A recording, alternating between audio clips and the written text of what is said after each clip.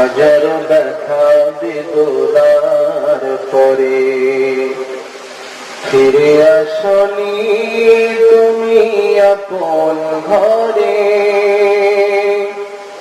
দিনের আলো তুমি ছড়িয়ে দিতে চলে গেলে মদিনায় মক্কা ছেড়ে হে রাসূল।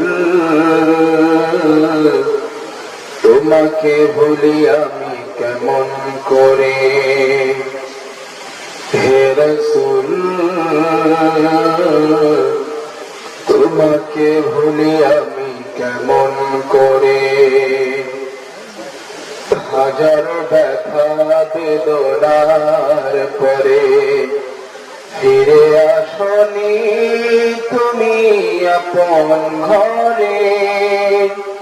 দিনের আলো তুমি ছড়িয়ে দিতে চলে গেলে মদিনায় মক্কা ছেড়ে হে রাসূল। তোমাকে ভুলি আমি কেমন করে হে রাসূল, তোমাকে ভুলি আমি কেমন করে। খেয়ে না খেয়ে দিনে প্রচারের কাজে নিজেকে দিয়েছ বিলিয়ে। তায়েফের কাফেরেরা ছিল না সে আলো, দুষ্ট ছেলেদের পিছু দিল লেলিয়ে। খেয়ে না খেয়ে দিনে প্রচারের কাজে নিজেকে দিয়েছ বিলিয়ে। তায়েফের কাফেরেরা ছিল না সে আলো, দুষ্ট ছেলেদের পিছু দিল লেলিয়ে।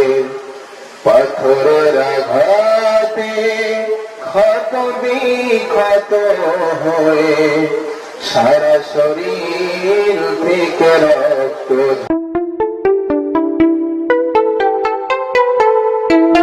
আলহামদুলিল্লাহ নাহমাদুহু ওয়া নাস্তাঈনুহু ওয়া নাস্তাগফিরুহু ওয়া নু'মিনু বিহি ওয়া নাতাওয়াক্কালু আলাইহি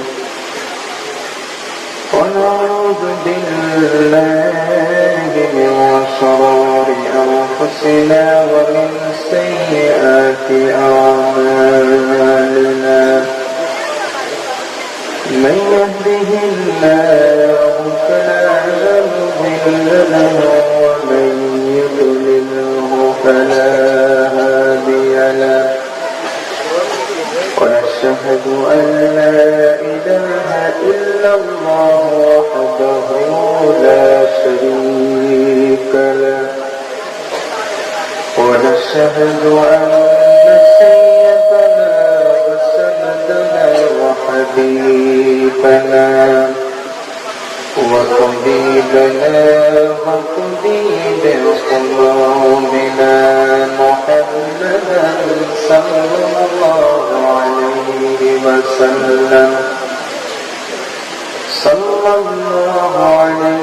وسلم عبده ورسوله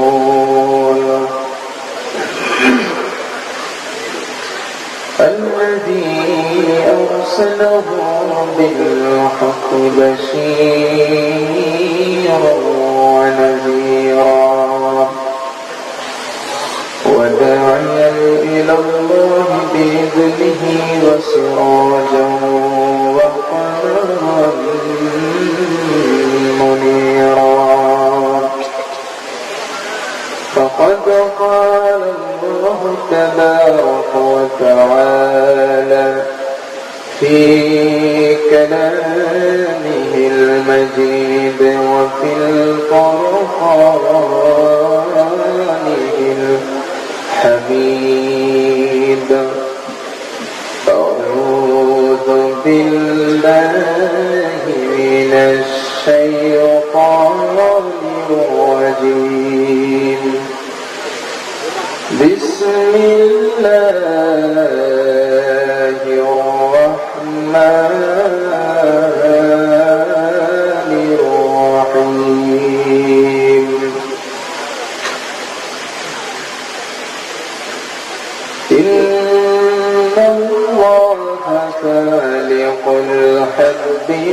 النوى يخرج الحي من الميت ونخرج الميت من الحي ذلكم الله فأنا تؤفكون. وقال تعالى في موضع آخر أعوذ بالله من الشيطان الرجيم فالذين كفروا قطعت لهم ثياب من نار يصب من فوق رؤوسهم الحميم يصهر ما في بطونهم والجلود. وقال تعالى في شان حبيب إن الله وملائكته يصلون على النبي يا أيها الذين آمنوا صلوا عليه وسلموا تسليما. اللهم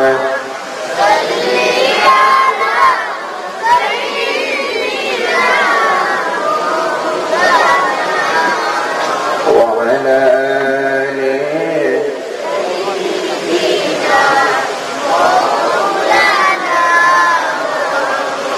সকলে ঘুম ছেড়ে দিয়ে রাসূলের প্রতি ভালোবাসা নিয়ে আরেকটা বার পড়ছি আল্লাহুম্মা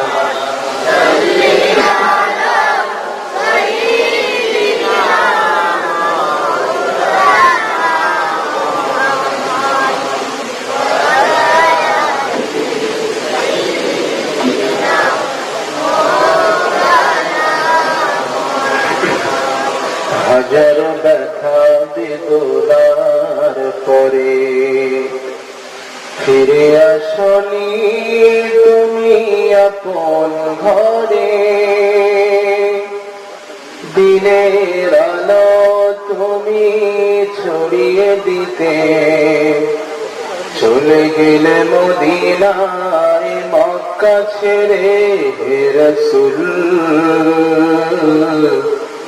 তোমাকে ভুলি আমি কেমন করে হে রাসূল তোমাকে ভুলি আমি কেমন করে হাজার ব্যথা বেদনার পরে ফিরে আসনি তুমি আপন ঘরে দিনের আলো তুমি ছড়িয়ে দিতে চলে গেলে মদিনায় মক্কা ছেড়ে হে রাসূল তোমাকে ভুলি আমি কেমন করে হে রাসূল তোমাকে ভুলি আমি কেমন করে খেয়ে না খেয়ে দিনে প্রচারের কাজে নিজেকে দিয়ে ছবি নিয়ে কাফের কাফেরেরা ছিল না সে আলো দুষ্ট ছেলেদের পিছু দিল লেলিয়ে খেয়ে না খেয়ে দিনে প্রচারের কাজে নিজেকে দিয়ে ছবি নিয়ে কাফের কাফেরেরা ছিল না সে আলো দুষ্ট ছেলেদের পিছু দিল লেলিয়ে পাথরের আঘাতে ক্ষত বিক্ষত হয়ে সারা শরীর থেকে রক্ত ঝরে। হে রাসূল তোমাকে ভুলি আমি কেমন করে, হে রাসূল তোমাকে ভুলি আমি কেমন করে। হাজার ব্যথা বেদনার পরে ফিরে আসনি তুমি আপন ঘরে। দিনের আলো তুমি ছড়িয়ে দিতে চলে গেল মদিনায় মক্কা ছেড়ে। হে রাসূল তোমাকে ভুলি আমি কেমন করে। আলহামদুলিল্লাহ, আজকের এই জলসার সম্মানিত নির্ধারিত শিক্ষিত সভাপতি সাহেব, উপস্থিত হযরত উলামায়ে কেরাম, আমার পূর্বে বক্তব্য দিচ্ছিলেন সুদূর আগরতলা থেকে আগত বিশিষ্ট উলামায়ে দ্বীন, উলামায়ে কেরাম, দালাত বারাকাতুহুমুল আলিয়া, বারাকাল্লাহু ফি হায়াতি। আমরা বলছি আমিন। আমার পূর্বে আমার পরে বক্তব্য দেবেন সুদূর বাংলাদেশ থেকে আগত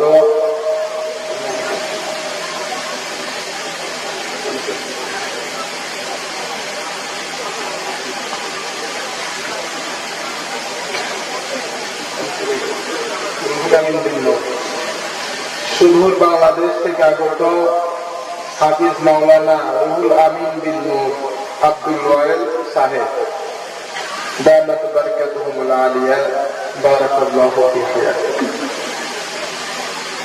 সম্মানিত উপস্থিতি, আজকের এই জলসার সম্মানিত নির্ধারিত শিক্ষিত সভাপতি সাহেব, উপস্থিত সকল স্তরে বয়সের পর্যায়ে আল্লাহ এবং আল্লাহ রাসূলের আশিকিন, চিরন্তন পথের দিশা কোরআনুল কারীমের সঙ্গে মুতাআল্লিকিন, ফুজালা ও মুরব্বিয়ান আযম, সম্মানিত আমার কলেজের টুকরা, চোখ জোড়ানো নয়নের মণি, হযরতে খালিদ বিন ওয়ালিদের উত্তরসূরি, হযরতে আবু বকরের উত্তরসূরি, হযরতে ওমরের উত্তরসূরি, রিদওয়ানুল্লাহি আলাইহিম আজমাইন, ওনাদের উত্তরসূরি আমার যুবক বন্ধু, তার সঙ্গে স্নেহভাজন ছোট ছোট বাচ্চারা, পর্দার আড়ালে ধর্মিকা অবস্থিতা পর্দানেশীন মা এবং বোনেরা। আমরা আলোচনার সূচনায় আনুষ্ঠানিকতার মধ্য দিয়ে শুরুতে সেই বিশ্ব নিয়ন্তা সর্বপ্রদাতা আলিমুল গায়ব যে আল্লাহ রাব্বুল ইজ্জত ওয়াল জালাল তার অপুরান্ত অবারিত নিয়ামতের প্রতি হকদার হয়ে প্রতিটা মুহূর্ত নিয়ামতকে ভক্ষণ করে রাতের ঘুমকে ছেড়ে দিয়ে আরামের বিছানাকে পরিত্যাগ করে যে আল্লাহ রাব্বুল ইজ্জত ওয়াল জালাল কোরআনের মাজলিসে আসবার, বসবার, শুনবার তৌফিক দিয়েছেন, সেই আল্লাহ পাককে একটু শুকরিয়া করা দরকার আছে না নাই? সকলে জবাব দিলেন না তো? আছে না নাই? আছে। আমার সামনে আজকের যে শ্রোতা আছে, চাঙ্গা শ্রোতা, বুঝতেছেন? জবাব দেবে এই কটায়। আপনারা দিবেন না, আপনারা সব বাপ, আব্বা, ভাই, বড় বড় ভাই, আব্বারা, ছোট মানুষ জেদিদেরকে, জেদাদেরকে সামনে পাঠিয়ে দিয়েছেন। হুজুর যা বলে সুবহানাল্লাহ, আলহামদুলিল্লাহ তোমরা বলবা, আমরা চুপ করে থাকবো। এমনটা করবেন না, কারণ হাদিস শরীফের ভিতরে এসেছে আল্লাহ রাসূল বলেছেন, পৃথিবীতে যদি কেউ একটা বা হৃদয় থেকে, মন থেকে সুবহানাল্লাহ বলে, আল্লাহ পাক তার জন্য জান্নাতে একটা বৃক্ষ লাগিয়ে দেন। সুবহানাল্লাহ। এই জন্য সন্তানদের উপরে ছেড়ে দেবেন না, ছোট ভাইদের উপরে ছেড়ে দেবেন না, আপনারাও বলবেন ইনশাআল্লাহ। তোমরা তো বলো ইনশাআল্লাহ, তোমার আপনারা তো বলবেন। সম্মানিত আমার ভাইরা, আমরা আল্লাহ পাকের শুকরিয়া না করলে চলে না, চলবে না, চলছে না, চলতেও পারে না। কথা ঠিক কিনা? কারণ অনেক মানুষ তারা কিন্তু এই মাহফিলে আসে নাই। কথা ঠিক কিনা? তারা চিন্তা করছেন যে আমরা বাড়িতে এখন ঘুমাবো, বিশ্রাম করবো, এখন ফালতু অযথা মাহফিলে কেন বসে থাকবো। কথা ঠিক কিনা? তারা চিন্তা করছেন যে আমরা হচ্ছে বুদ্ধিমান, আর যারা বাড়িতে রয়েছেন এই মাহফিলে গেছেন ওনারা হচ্ছেন বোকা, বোঝে না। এখন আপনারা বলুন, আমরা বোকা না ওরা বোকা? আল্লাহ পাকের রাসূল বলেছেন, মান ইউরিদিল্লাহু বিহি খায়রান ইউফাক্কিহু ফিদ-দীন। আল্লাহ পাকের রাসূল বলেন, আল্লাহ পাক যাকে চান, যাকে ভালোবাসেন, যাকে ইচ্ছা করেন, যাকে মনোনীত করেন, আল্লাহ পাক তাকে কোরআন এবং হাদিসের ইলম শিক্ষা দেন। সুবহানাল্লাহ। এখন আপনারা বলুন ভাই, এই কোরআনের মাহফিলে আসলে, বসলে, শুনলে কোরআন থেকে জ্ঞান অর্জন করা সম্ভব কিনা? যদি বলেন ভাই সম্ভব। তোমরা বেশি দূরে বলবো না, তোমরা আসতে বলবো। এখন যারা চিন্তা করছেন আমরা মাহফিলে যাব না, বাড়িতে ঘুমাবো, তারা কি মাহফিলে আসার জন্য বা তাদের উপরে আল্লাহ পাক কি রাজি এবং খুশি? বুঝেন না কথা?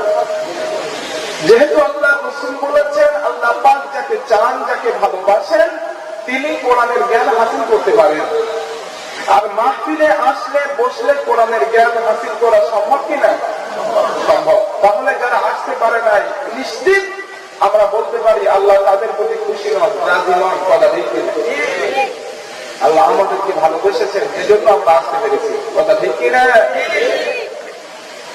আমার ভাইরা, আল্লাহর কোরআন যখন আপনারা স্টাডি করবেন, কোরআন যখন হাতে নেবেন, সেখানে আল্লাহ পাক বলছেন, মান জাআ বিল হাসানা ফালাহু আশরু আমসালিহা। আমার বান্দা যদি পৃথিবীর জমিনে একটা ভালো কাজ করে, একটা নেক কাজ করে, আশরু আমসালিহা, আমি তার আমলনামায় একটার বদলে 10টা দেব। সুবহানাল্লাহ বলুন। আমার ভাষা আপনারা বুঝতে পারছেন তো ভাই? আমি কিন্তু বাংলা ভাষী মানুষ, আপনাদের সিলেটি ভাষা বলতে পারি না, বুঝতেও পারি না। এখন আপনারা মেহেরবানি করে আমার কথাগুলো একটু বুঝবেন, বলি ইনশাআল্লাহ। আমি যতক্ষণ বক্তব্য দিই আপনারা একটু মনোযোগ সহকারে আমার কথাগুলি শুনুন, ফায়দা হবে, বলি ইনশাআল্লাহ। তো এই আয়াতটা তাফসীর করেছেন বিশ্ব নবীর পরে যিনি সবথেকে বড় মুফাসসির, যাকে বলা হয় রাইসুল মুফাসসিরিন, হযরত আব্দুল্লাহ ইবনে আব্বাস বলছি রাদিয়াল্লাহু আনহু। তিনি বলেছেন, আল্লাহ পাকের কোন বান্দা যদি কোরআনুল কারীমের একটি হরফ পড়ে অথবা শ্রবণ করে, আলিফুন হরফুন, বা একটা হরফ, আলিফ একটা হরফ, একটা হরফ যদি কেউ তেলাওয়াত করে অথবা শ্রবণ করে, আল্লাহ পাক তার আমলনামায় 1 থেকে 700 গুণ সওয়াব দিয়ে দেন। তাহলে আমরা বোকা না যারা বাড়িতে ঘুমাচ্ছে ওরা বোকা? আমি কি বোঝাতে পারছি যুবক ভাই? আমি যুবকদের খুব ভালোবাসি, খুব ভালোবাসি, কারণ আমি তো একটা যুবক। আমি যুবকদের খুব লাইক করি, ওদেরকে ভালোবাসি। আলহামদুলিল্লাহ যুবকেরা আমাকে ভালোবাসে, কারণ তাদের কাছে যখন কোরআনের কথাগুলি আমি তুলে ধরি, এমনিতেই ভালো লাগারই কথা। কথা ঠিক কিনা? আমরা যে মাহফিলটায় বসেছি, এটা আজকের সিপিএম এর, কংগ্রেস, টিএমসি, বিজেপির মাহফিল নয়। এটা কার মাহফিল? জোরে বলুন, আল্লাহর মাহফিল। তাদের মাহফিলে কোনো কল্যাণ নাই, আল্লাহর পক্ষ থেকে কোনো খাজানা নাই, কোনো কল্যাণ নিহাত নাই, নিহাত আছে এই মাহফিলে। কথা ঠিক কিনা? আমার ভাইরা, আল্লাহর কোরআন যখন আপনি হাতে নেবেন, মহান আল্লাহ পাকের বক্তব্য, খায়রা ফি কাসীরিন মিন নাজওয়াহুম ইল্লা মান আমারা বিসাদাকাতিন আও মা'রুফিন আও ইসলাহিন বাইনান নাস। আল্লাহ রাব্বুল আলামিন প্রথম নেগেটিভ পয়েন্ট বলেছেন, তাম দুনিয়ার ভিতরে যত মাহফিলগুলি দেখতে পাও, কোন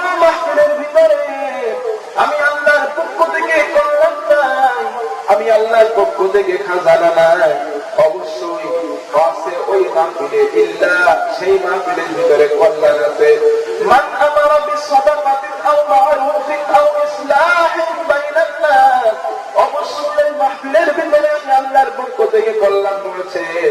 যে মাহফিলের ভিতরে বক্তা এবং শ্রোতা ভালো ভালো কাজের আঞ্জাম দেওয়া হয়, খারাপ কাজ থেকে মানুষকে ফেরানো হয়, ভালো কাজের কথা বলা হয় এবং খারাপ কাজ থেকে মানুষকে নিষেধ করা হয়। আল্লাহ পাক বলেন রাষ্ট্র সমাজ পরিবার শান্তিতে বসবাস করতে পারবে এমন কথার আলোচনা করা হয়। অবশ্যই অবশ্যই ওই মাহফিলে আমি আল্লাহর পক্ষ থেকে কল্যাণ রয়েছে। সুবহানাল্লাহ, আল্লাহর পক্ষ থেকে কল্যাণ আছে। এখন এই মাহফিলে হবে আল্লাহর আলোচনা, কথা ঠিক কিনা? ভালো কাজের আদেশ করা হবে, অন্যায় কাজ থেকে মানুষকে ফেরানো হবে। তাহলে এই মাহফিলে কল্যাণ আছে না নাই? আছে না নাই? আমার ভাইরা, এখানে একটা মাইনাস পয়েন্ট আমাদের ভিতরে দেখা যায়।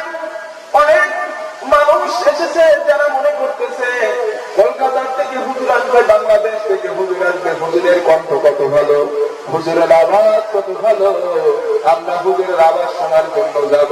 যদি কণ্ঠ ভালো না হয় আমরা বাড়ির থেকে টানবে বলবো গোতরুল আছে না নাই? এমন সুখ শোনার জন্য অনেক আসে না?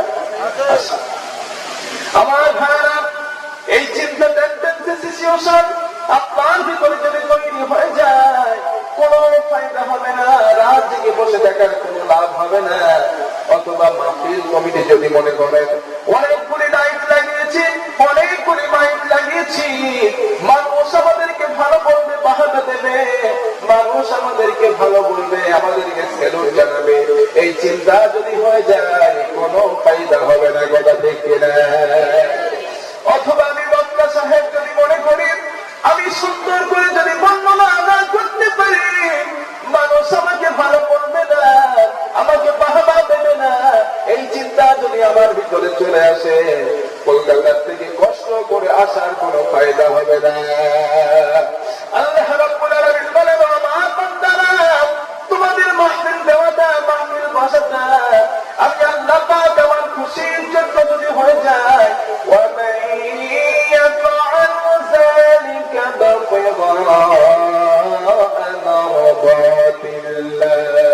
فسوف نؤتيه أجرا عظيما। আল্লাহ রাব্বুল আলামিন বলেন, আমার বান্দারা তোমাদের মাহফিল দেওয়াটা, মাহফিলে বসাটা এবং মাহফিল শোনাটা যদি আমি আল্লাহর খুশি রাজির জন্য হয়ে যায়, আমি আল্লাহ পাক আর দেরি করব না, অতি তাড়াতাড়ি তোমাদেরকে আজরে আজিম দিয়ে সওয়াব দিয়ে ধন্য করে দেব। সুবহানাল্লাহ, লিল্লাহি তাকবীর। তাহলে মাহফিলে বসলে আমরা লাভবান না যারা বাড়ি আছে ওরা লাভবান? আমরা বোকা না ওরা বোকা? ওরা বোকা। আমি কিন্তু বোকা চালাকের বিষয়টা বোঝাচ্ছি, কথা কি বুঝতেছেন?